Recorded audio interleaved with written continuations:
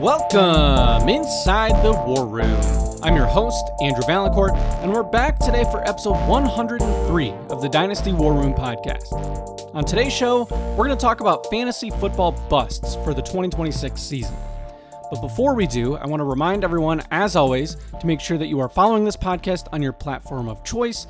We're on Spotify, Apple, YouTube, you name it, we're there. So go make sure that you are following along so you don't miss any future shows.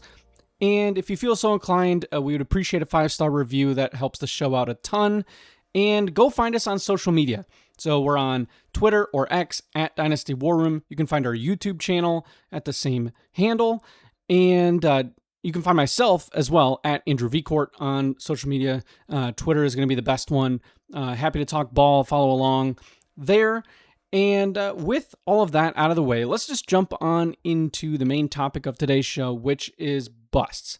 So what makes a bust in fantasy football? I think that entails a lot of different things. Some people imagine that a bust is just a player that completely stinks altogether and is, useless essentially for fantasy football by the end of the year. I don't think that's entirely the best way to look at it. I think that's certainly one category of bust, a player that just ends up completely useless for fantasy. But I think another way to look at a bust is a player that just simply doesn't return on your investment in the draft. So in a redraft format, if you draft a player as the 5th rated player at that position, and then they come back and they're the 25th player overall in points that year, it's not like they were completely useless. They were a solid player, but they did not return value on where you took them in the draft. So I think that is overall sort of the best way to look at a bust in fantasy football, is a player that is simply not performing to the level that you expected in a way that ultimately is going to hurt your team, whether that's due to injury, positional changes in terms of other players on their team stepping up, and your player losing their job. All that kind of thing plays into it. Injury definitely is going to be a big one as well, and is going to factor into a number of players on today's show. But just wanted to touch on that. Every time we do a show like this, I want to give a general idea of what we're looking for. And, players, another one here is players that I'm nervous about in terms of, hey, I really am not that confident that this player can return on that value. Not to say that it's impossible, because there are certainly going to be players that we talk about today that could end up hitting for your team, but I just don't view the risk reward as worth it for where they're going in drafts. And so we're going to get into that as well. But last year we did this show as well, and we did pretty well. So we had 11 players total that we mentioned on last year's show. We have a few more this year, and we hit on about 7 of them in my mind. So I want to touch on those really quick. And at quarterback, I think we hit on both Jordan Love and Tua Tagovailoa. Jordan Love, of course, is a bit, it's not like a massive bust. But last year at this time, he was the QB 12.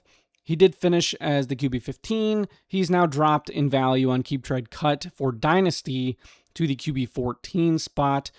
He wasn't really all that helpful for your fantasy team last year, regardless of format. He certainly had a handful of weeks, but he was really more of a QB2 and a superflex type player last year, which is ultimately where he was going, not all that helpful. So Jordan Love, I'm going to count as a hit. Tua, of course, between injuries and just a bad situation overall, plummeted in the rankings. He's all the way down now to QB 32 from where he was last year at QB 25 on Keep Trade Cut for Dynasty rankings. And then really the running backs and the wide receivers, Isaiah Pacheco was sort of an easy call out for me last year when we did this show. And I do want to say as well that we did this last year earlier in the summer. So this was not as close to the season as it is now, where I think it was becoming increasingly apparent. But Isaiah Pacheco was the RB29 entering last year in the summer. And he, of course, essentially irrelevant now, might get some scraps in Detroit as a backup, but he is not the type of player that anybody's going to be relying on.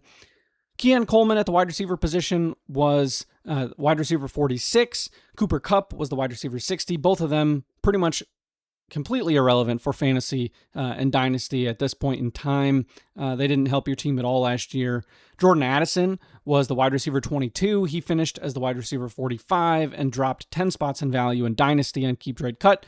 So that certainly fits the bill. And then Jonnu Smith, who is sort of that one-year wonder at tight end. He was tight end 17 last year.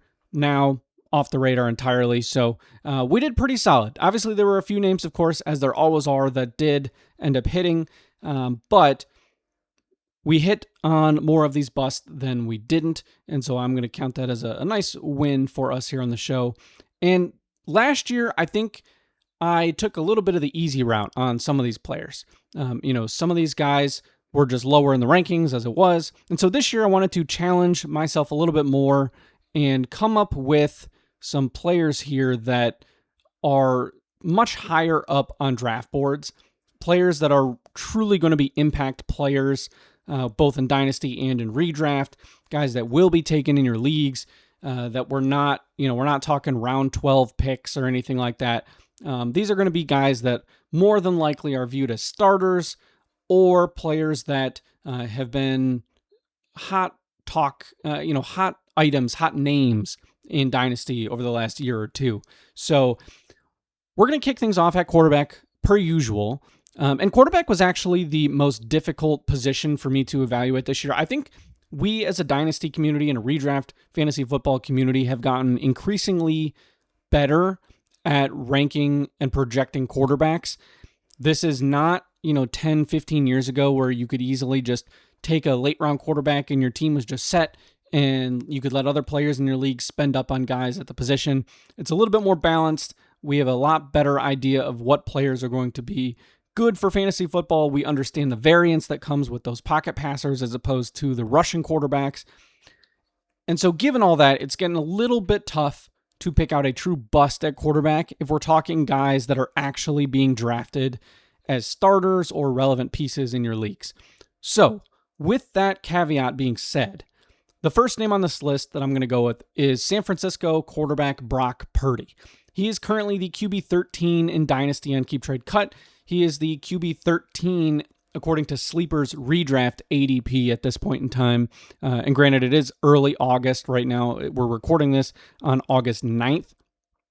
So that will certainly adjust and change over the next several weeks as leagues get fired up and people draft and we get closer and closer to the regular season. But right now, a nice even 13 and 13 among Dynasty and redraft, which I don't think is far off for Brock Purdy, but it's more opportunity cost and injury history here that really scare me for Brock Purdy. I think we can all agree that Brock Purdy is a good quarterback. He is not somebody that is going to bust in the way that he will be a complete throwaway come next year. But I do think that he is someone that fits more of sort of the Jordan Love category from last year, where it's just a little bit too high for my taste. I think there are other options that I would rather have at cost. I think he's going just behind Patrick Mahomes by like 3 picks in redraft. I would much rather have Patrick Mahomes in redraft this year, and especially in Dynasty. He's going ahead of Matthew Stafford, Bo Nix, Jared Goff, who, while the names might not sound that exciting for fantasy, I do think that all 3 of those players will outperform Brock Purdy. I think you can get them at a better cost. They've been more consistent over the years. I mean, Stafford obviously is not going to be, a top 3 quarterback next year, I don't believe. I think that's going to very obviously be the best year of his career in terms of his impact for fantasy football. But even if he does take a big step back, which I think most people are expecting for Matthew Stafford, he's still being drafted as the quarterback 14 in redraft, which I think is perfectly fine. And I would probably rather take the shot on Stafford than Purdy.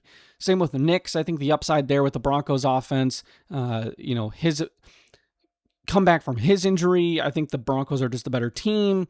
Jared Goff has been very consistent over the last couple of years in Detroit. He's not necessarily going to be a guy that will ever threaten to be a top 5 guy on a, in an individual season unless he has a record-breaking type year in terms of passing touchdowns. But he's very consistent. He's always a mid to low end QB1. He has not had the injury history that Brock Purdy has had.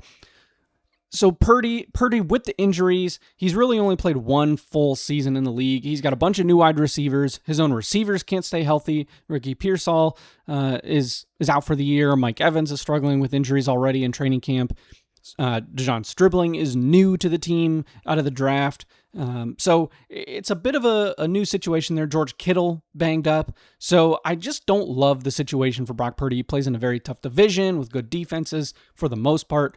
And so I'm a bit out on Brock Purdy at this point in time. The next quarterback on the list, and we're just doing two at this position. We're going to have 4 running backs, 4 wide receivers, but quarterback and tight end, we're going to go with 2 guys.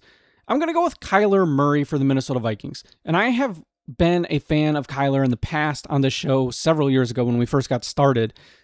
And this year, I don't feel it with Kyler Murray. I just don't. I don't like the situation for him this year. He is QB 26 in Dynasty, which I think is perfectly fine. I actually don't mind his Dynasty cost right now, but his redraft price at QB 20, should he return value on that? Probably, but this is a player that is coming off an injury, has not looked good the last time we did see him on the field healthy. He has been unable to pull away fully from J.J. McCarthy in training camp. Reps are being split. And, the reports kind of come in and out in terms of who's actually playing better. So I don't think it's necessarily even a slam dunk that Kyler Murray is the starter. I think everyone's expecting it, and it's not going to surprise me when that is the case. But it makes me uneasy. I just don't know that a player like him coming into a new situation, new team, off an injury, where he's not getting all of the practice reps, I just don't know how much I want to count on that for fantasy. There are other players that I would rather take.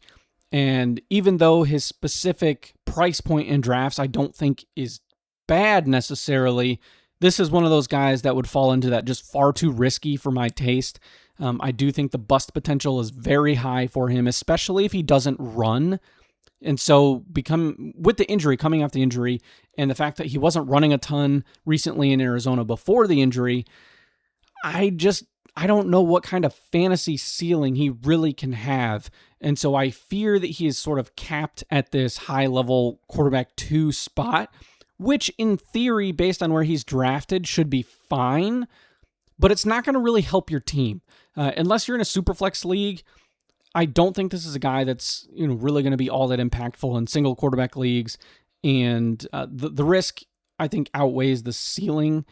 And it's not going to shock me if at some point during the year, J.J. McCarthy ends up getting some starts. So this is just a situation that in general I'm trying to avoid, especially in redraft.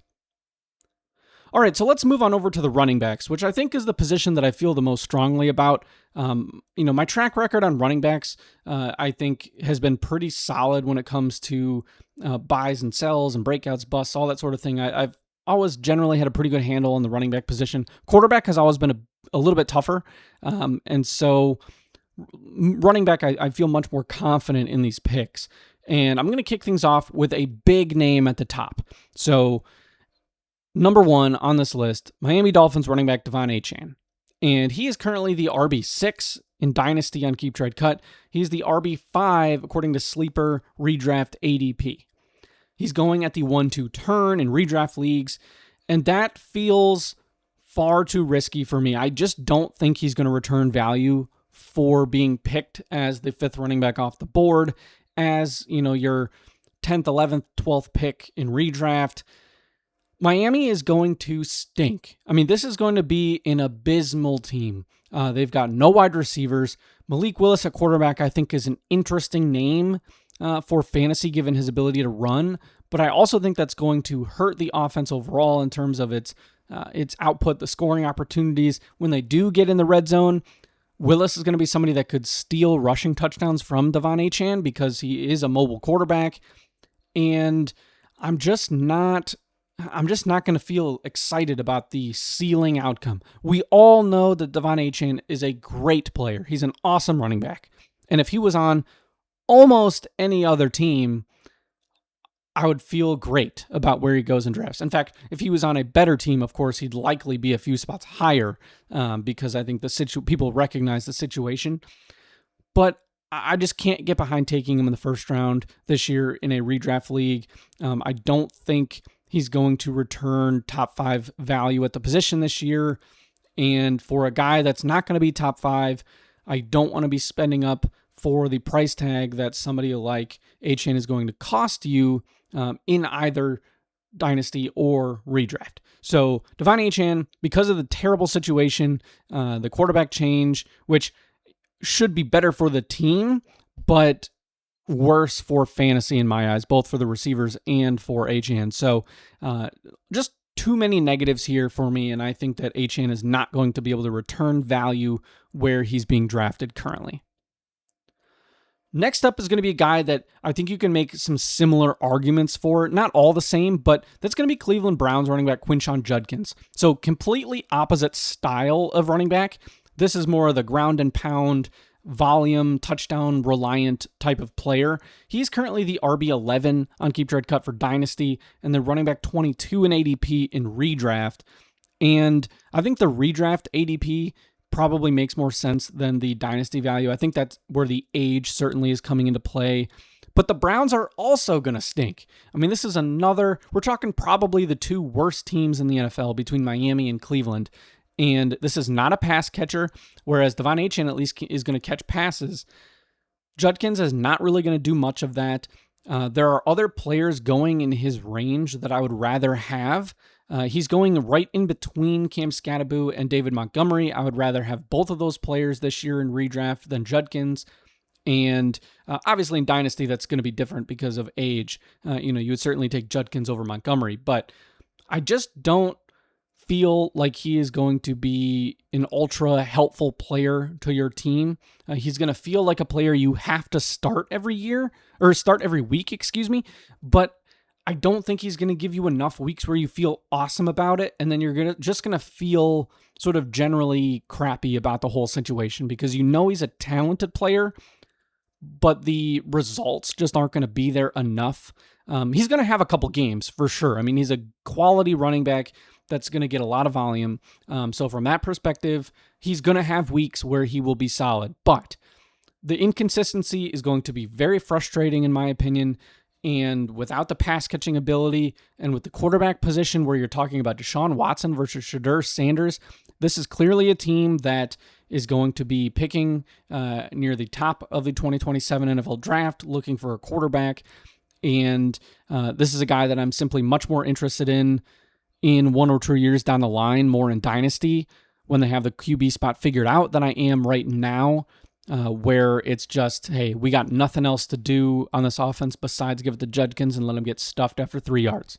So I am out on Quinshon Judkins for 2026. All right, so let's move on to Seattle Seahawks running back Jadarian Price. He is a rookie, first-round pick for Seattle coming off their Super Bowl. Running back 16 in Dynasty, 29 in redraft. And this is something where the whole situation just feels murkier than it should be for a guy that was taken in the first round. Typically, when an NFL team drafts a first-round running back, you can just pencil them in. Hey, workload is going to be there. They're going to be a 3-down back.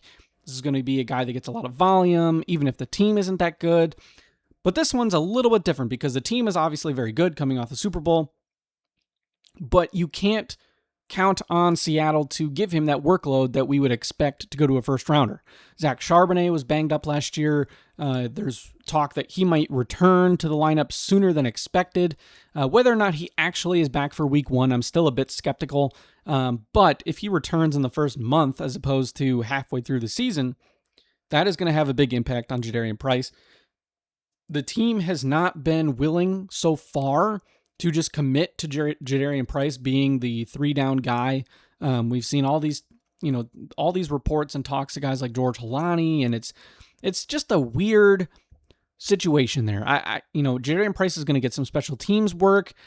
He's banged up a little bit already with leg soreness. He's missed some practice time here in training camp. I really don't like drafting players in redraft that suffer injuries in the preseason or in training camp. It's just, and obviously leg soreness on the grand scale doesn't sound like that major of an injury. But anything, especially if we start getting into the soft tissue range, That really, really, really scares me. So there is a player on this list later when we get to the wide receivers that is going to fit more into that category where I'm just really uneasy about it, even though he is a talented guy. And so Jadarian Price down the line could certainly develop into that 3-down workhorse that really is helpful for fantasy for what you would expect based on being a first-round pick. But this year in 2026, I just don't expect it to happen yet. It's going to be more of a slow burn with him. And Charbonnet is going to absolutely factor into this team. We saw this last year with Kenneth Walker, who's a very talented player, still was just splitting 50-50, especially with Chardonnay. And I don't think Jadarian Price is on Kenneth Walker's level. So I'm out on him in terms of redraft. Come talk to me in a year or two in terms of his dynasty value, but just not a player that I'm that excited about right now. And it doesn't help that I wasn't a big fan of him as a prospect either. All right, and last but not least, all the way down the board at RB 37 for Dynasty and 38 for Redraft is going to be Washington Commanders running back Ja'Cory Crosky-Merritt. This is a guy that got a ton of steam last year. In the preseason, he was the big darling. Everybody was all hyped up. Hey, this is going to be the starter. But he didn't do much of anything last year. It's an extremely messy backfield again. In fact, there's really just more competition with Rachaad White, Katron Allen, and Laramie Tunsil, their star tackle, suffered an injury this weekend, and he is going to be out for a considerable portion of the 2026 season. So the fact that Bill Crosky-Merritt could not secure a role last year when this backfield was worse, in my opinion, I just don't have a lot of hope that he's going to be able to do it this year. I think he's being overdrafted. I would much rather have White. I think I would even rather have Allen with the unknown of a rookie. But it's generally speaking, he's not a guy that I'm targeting in any way, shape, or form. I think he could be easily a guy that is completely irrelevant at this point next year.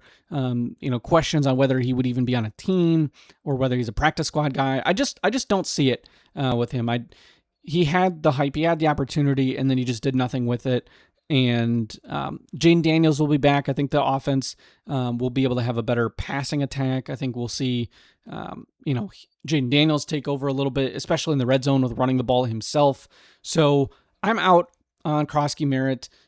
Even though his price tag is not particularly high, I just don't think it's in a range yet where I am comfortable with it. There are other guys that I could find rather than him for a guy who I really don't even think necessarily is going to be the number 2 in that offense. All right, so let's move on down the list to the wide receivers. And I got 4 names. And again, like I said, I wanted to make this a little bit more challenging and go for guys that are not wide receiver 4s and 5s and 6s on everybody's boards. So we're jumping way up the list.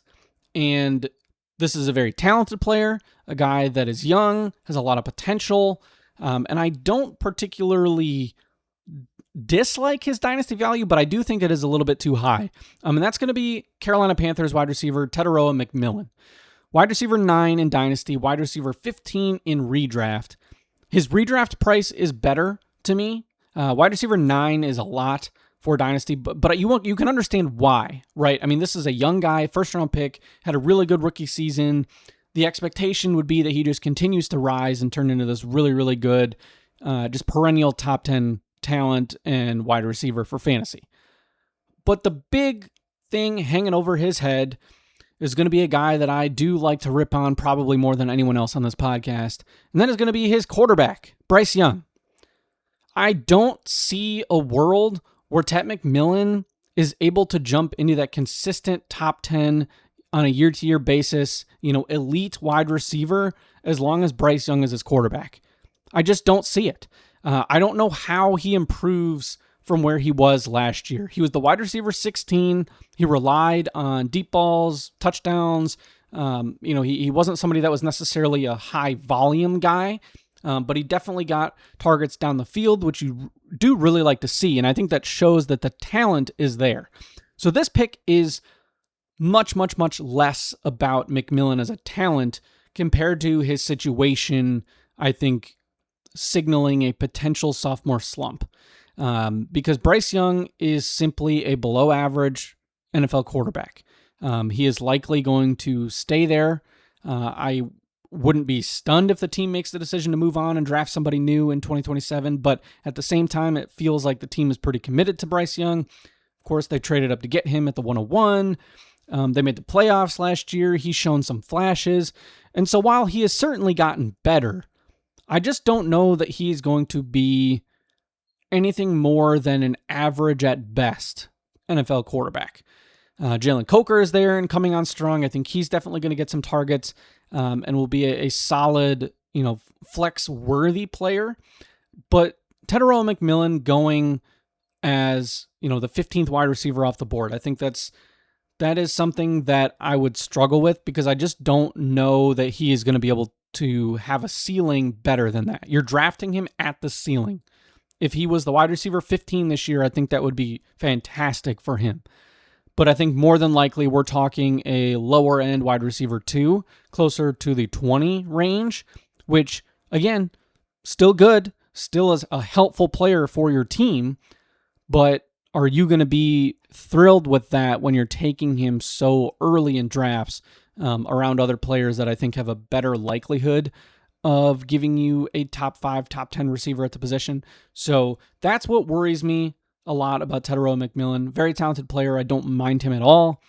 But the situation to me is still not great, and I'm just not willing to take a shot on a receiver of his talent that simply lacks, what in my mind, a good NFL quarterback.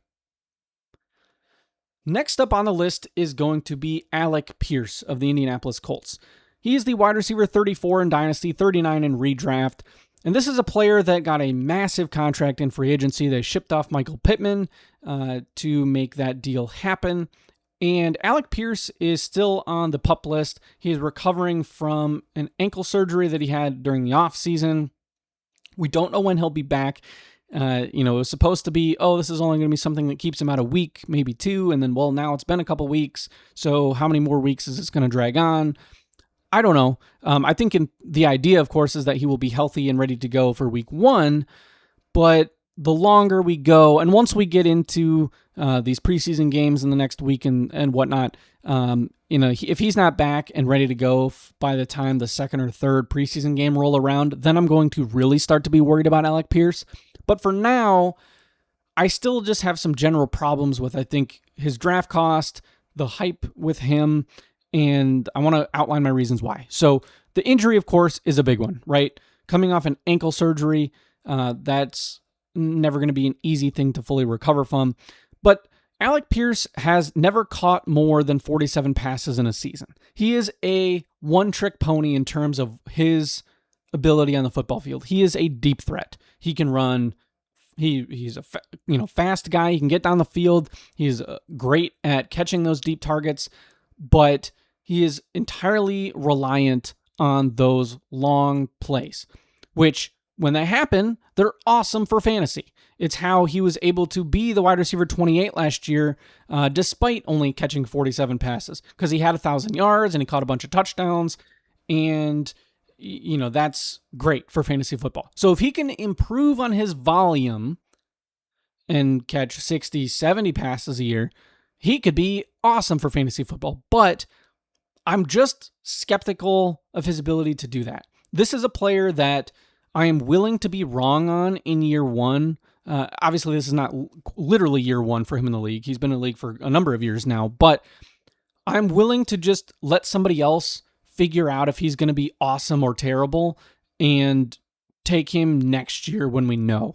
I just think that there are other players in this range that I would like to have that I think will produce similarly, if not better, and are safer, or guys that I think have a better chance at being a consistent week-to-week starter. That's going to be the other problem with somebody like Alec Pierce, is if you are not playing in a best ball format, then or a league with a deep number of flexes, if you're in a standard redraft league where you have only 1 or 2 flex positions and 2 wide receivers, you are going to struggle every single week deciding whether or not to put Alec Pierce in your starting lineup. Because one week he's going to go out and he's going to catch that 50-yard bomb and he's going to be great. Then the next week he's going to do next to nothing.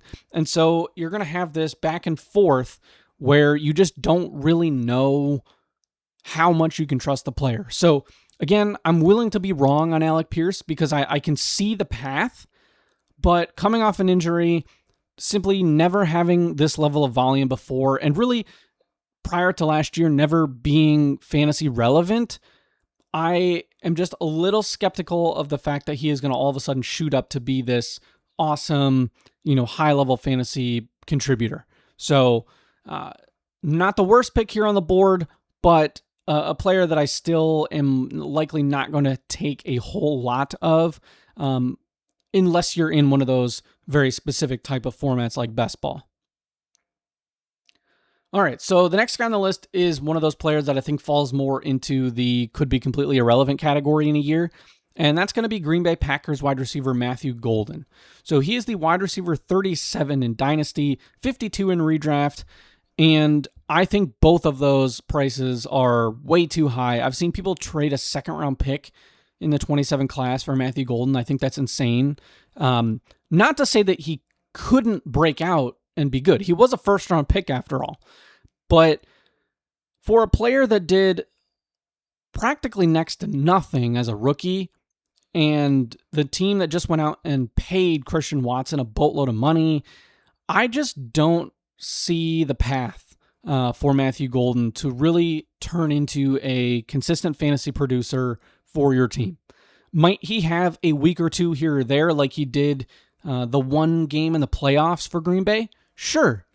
But is this a player that you're going to want to start, or that you're going to feel can really grow into being a solid, consistent, fantasy receiver at the, somewhere in the 20 to 30 range on a year-to-year basis? I don't think so. I just don't see it. He didn't really do much of anything in college. He had a nice couple games in the playoff for Texas. He ran fast at the combine, but I think this is just another guy that is going to be tacked onto the list of guys that ran fast at the combine and then did nothing in the NFL. And, it's a bummer for the Packers, who just lost Romeo Doubs, and they, are committed to Golden in the first round as the wide receiver position, which was the first time they did that in years. And I don't think they came away with a hit. I wasn't high on him as a rookie. I'm not high on him now. And I can't even name all the players that I'd rather have than him at his current price tag and redraft. Is practically every player within like 10 picks of him on either side. I think he should just be a good 15 to 20 spots lower. And he's just not a player that I want on my team. Now, a player that most people in years past would have absolutely loved to be on their team would be Mike Evans. San Francisco 49ers wide receiver for the first time, no longer with the Tampa Bay Bucks. And he is the wide receiver 50 in Dynasty, which of course makes sense given his age. But then the wide receiver 26 in redraft. And Mike Evans is a guy that we all know how great he's been for fantasy throughout the years with the 1,000-yard seasons and the touchdowns and the big games. But this, to me, I think you have to put away the nostalgia a little bit and just sort of ignore the history that we know with Mike Evans and look at the future. He's 32.9 years old. He's about to turn 33. He's already hurt in training camp. He has a quad injury. And so we talk about those soft tissue injuries, strains, whether it's hamstring, quad, calf, anything like that, that really, really worries me because those really tend to linger throughout the season and it increases the re-injury risk as the year goes on. And so for a player that has already been dealing with injuries last year and now he's on a new team, if you want to get into conspiracy theories, we can talk about the electrical substation there right next to the practice field. I think that's, of course, a bunch of baloney, but makes for a fun little thing to talk about here. And Mike Evans, I just don't see it. I think he fits the offense really well. I understand the signing entirely. They needed a wide receiver. He can fit what they want to do as their wide receiver one, but I feel like we've seen this story before. A 33-year-old receiver goes to a new team, injury, health issues, and oftentimes these players just sort of fade away into nothing faster than you really thought possible. And, we saw this with guys like DeAndre Hopkins, Julio Jones, some of the really great receivers of our generation. And Mike Evans, really great receiver. He's been a Pro Bowl, All-Pro type of wide receiver for years. But I just think it could come crashing down very, very quickly.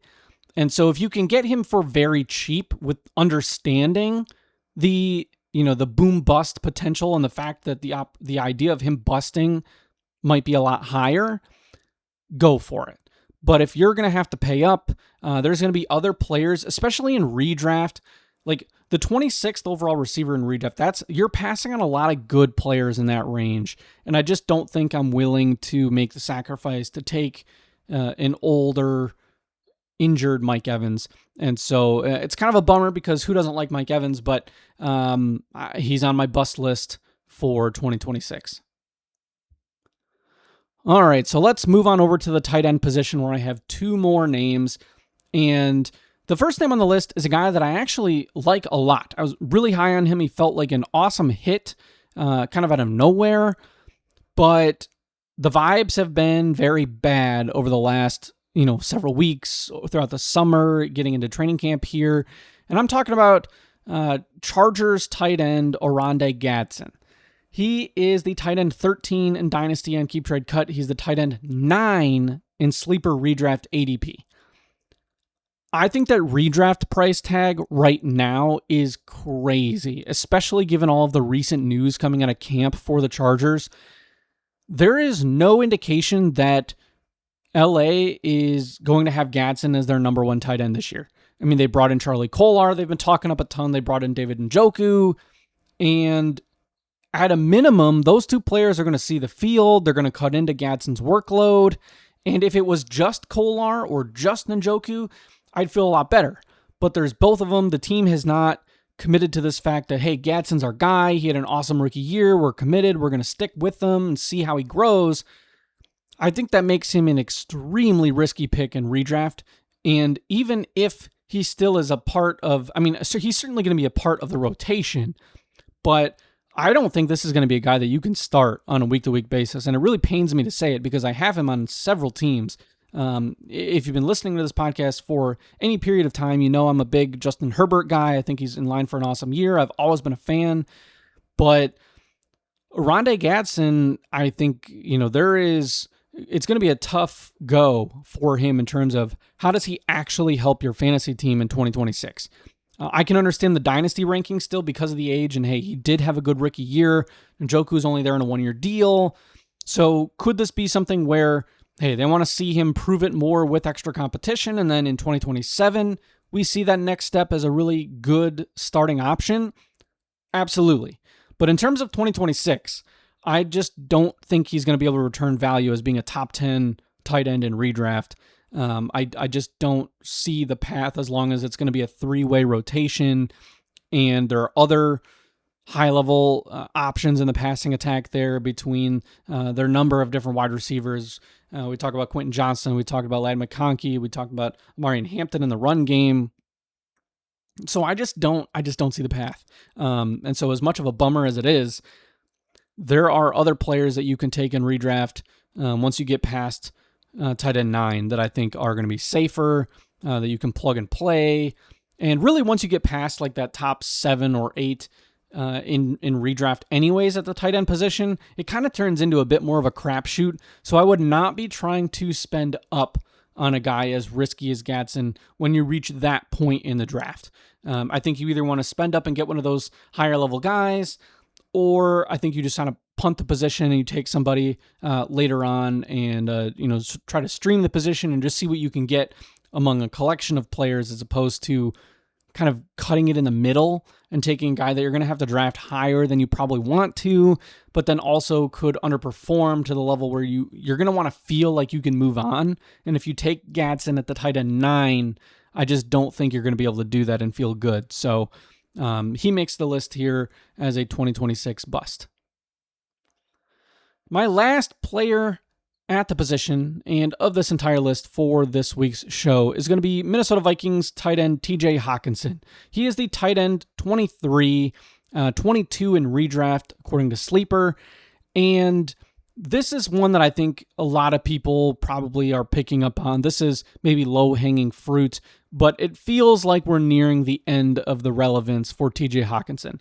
He's getting closer to age 30. He's on the final year of his contract. He took a pay cut to stay in Minnesota. It's an unstable quarterback situation in Minnesota. He might end up fourth in targets on that team. They brought in Juwan Jennings at wide receiver 3. There's, of course, Jefferson and Addison. And then you still could have somebody like Aaron Jones factor into the passing game. So I just don't know that there's going to be enough passing yardage and receptions to go around to really have TJ Hawkinson have any sort of starter level value. This is a guy that when Kirk Cousins is your quarterback and you're throwing 40 times a game and you're a pure pocket passer and you're just peppering targets around the field, I think that makes a lot more sense. But when you're Kyler Murray and you're more of, that run and gun, you're running around, improvising type of player, and you're not throwing 40 times, or you're JJ McCarthy, who's, young quarterback, struggled a lot, interceptions, you're probably going to be looking more at your higher level guys like Justin Jefferson to help make you look good. I don't see where TJ Hawkinson reemerges as a high-quality tight end option in fantasy football. So I would imagine he's going to be headed for another team in 2027. I have no idea what that contract or situation will look like, but in terms of his 2026 value, I'm out. He's not a player that I'm targeting or looking to have unless he's a guy that you've just had on your team or you need depth. If you're talking a backup or a second, third option in Dynasty, something like that, that makes a lot more sense. But you should not be targeting him as a starter in your home leagues as, oh yeah, this is a guy whose name I know. Don't fall into that trap with TJ Hawkinson. I think you will end up very disappointed. All right, so there you have it. There's our bust list for 2026. We were a lot more aggressive this year, a lot more guys in the upper portions, middle portions of the draft board instead of some lower names. So we'll run through this list real quick before we sign off here. At quarterback, Brock Purdy, Kyler Murray. At running back, Devon Achane, Quinshon Judkins, Jadarian Price, Ja'Cory Krosky-Merritt. At wide receiver, Teteroa McMillan, Alec Pierce, Matthew Golden, and Mike Evans. And then at tight end, Oronde Gadsden and TJ Hawkinson. So there you have it. We'll be back again in a couple weeks for a couple big shows here as we get deeper and deeper into August. We'll have our My Guys episode where I really give you the complete opposite of the busts, where it's, hey, these are the players that I'm planting my flag. I feel really good about them. They're my dudes for this year. I'm going to draft them. I'm going to have a lot of them. I will target them in trades. And so I'm excited. I already know at least 2 of those names in my head that I feel really good about. So we'll see, but we'll be back in 2 weeks with that show. And then we're going to be right around the corner from the NFL season. So it's fast approaching the preseason. We had the Hall of Fame game already take place. We got the first real full week of the NFL preseason coming up later this week. So football is back. We are here, and the NFL regular season will be underway before we know it in September. So it's an exciting time of year. I got to get some of my redraft leagues fired up and ready to go again. And, go check those lineups. If you're in a Dynasty league, this is a Dynasty-focused show, so I imagine you are if you're listening still. Check those waiver wires. Follow beat writers on social media. Get glued in on some of these things. Hey, who's having a nice camp? Who's performing well in preseason? Check those box scores. Pay attention to who is playing ahead of who in those preseason games. The guys that are playing the fourth quarter, probably not guys that are going to be super relevant for your teams, but hey, the guys playing in the first half, the guys playing right behind the starters, who are those number 2, number 3 guys, especially at running back? It's a good spot to find some value. Pay attention to some of those lower rated rookies that maybe weren't picked up in your drafts that you can still get on waivers. So it's a good time to do some turnover and to just cycle through players on the waiver wire, this time of year. That's where you can really find some diamonds in the rough. So I would encourage you to do that in your leagues and start throwing those trade offers around, because teams are going to be, managers are going to be starting to pay more attention to their teams as we get moving here and closer to the season. So it's a great time of year, and I appreciate you all for tuning in and listening. It seems like this every other week format has been pretty popular. I've had some good feedback. It seems the listening numbers are up. So I'm probably going to stick with this format. And then as we get into the regular season, we will adjust as needed in terms of, how we want to do this. It, of course, won't be very easy to record on a Sunday, given that we will all be watching football. So as we have done in the past few years, we'll likely end up releasing a show during the week. But we'll have to figure that schedule out when the time comes. So for now, thank you all very much for tuning in. I appreciate you all. This has been the Dynasty War Room podcast. I'm your host, Andrew Valancourt, and we'll talk to you all in the next episode.